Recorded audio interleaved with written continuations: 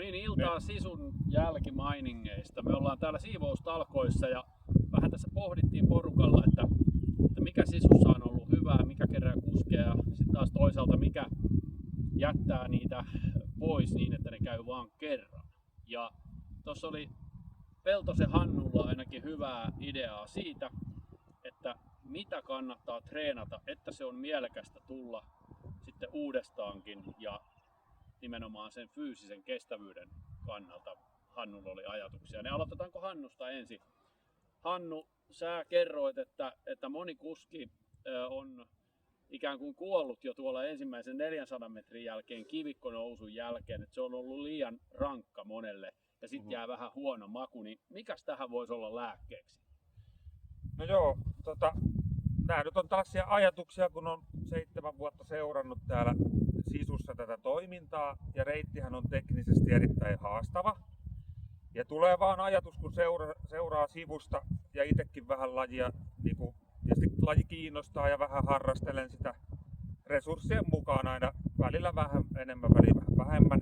Niin yksi, mikä sieltä lähtee niin kuin omankin kokemuksen kautta tulee ja sivusta seuranneena, on ehkä se, että tämä poikkeaa niin voimakkaasti perusenduropohjaisesti, että olisi erittäin hyvä kuskien reenata niin sanotusti hidas ajoa.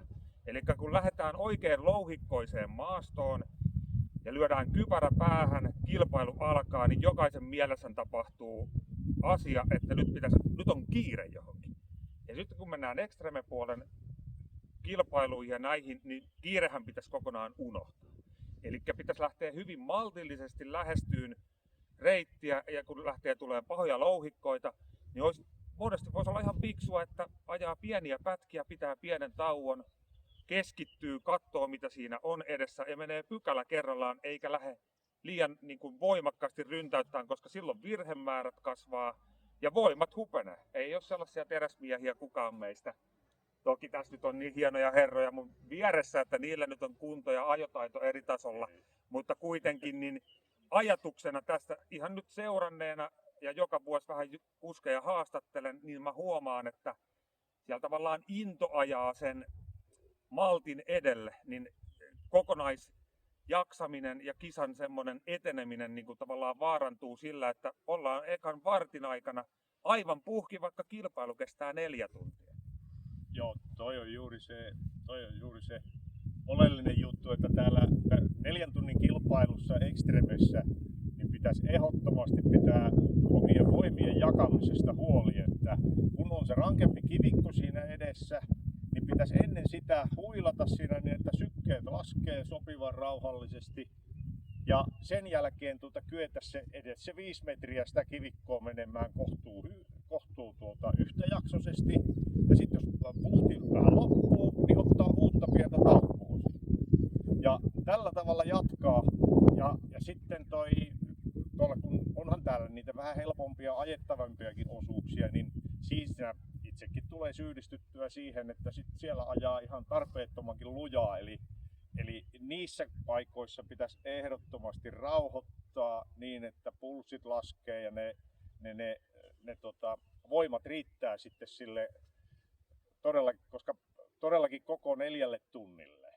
Koska suurin osa porukasta täällä niin ne on hyytyneitä siinä ensimmäisessä 15 minuutissa. Itsellekin kävi tänä vuonna juuri sillä tavalla, mutta